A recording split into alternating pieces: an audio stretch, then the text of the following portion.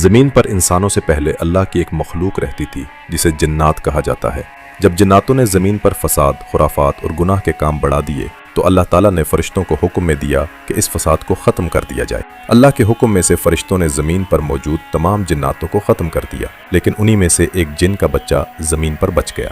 وہ اکیلا تھا، ڈرا ہوا تھا اور رو رہا تھا۔ اس بچے کا نام اجازیل تھا۔ فرشتوں نے اس کا رونا سنا اور اللہ کی بارگاہ میں عرض کیا، مولا، جنات کا ایک بچہ زمین پر رو رہا ہے، آپ کا کیا حکم ہے؟ اللہ تعالیٰ نے فرشتوں سے فرمایا، اسے اٹھا لاؤ اور اسے تم لوگ تعلیم دو۔ فرشتے اجازل کو اٹھا کر عرش پر لے آئے اور اسے علم و تعلیم دینا شروع کیا۔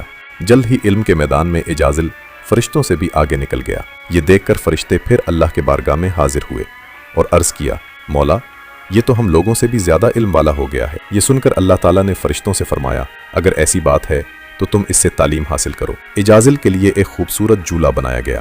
وہ اسی جھولے پر بیٹھ کر فرشتوں کو علم سکھانے لگا۔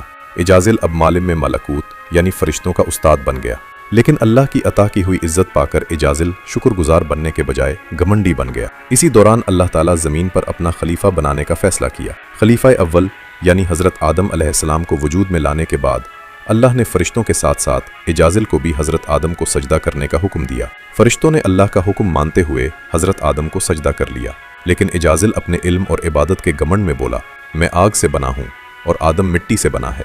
یہ کہہ کر اس نے اللہ کے حکم کو انکار کر دیا۔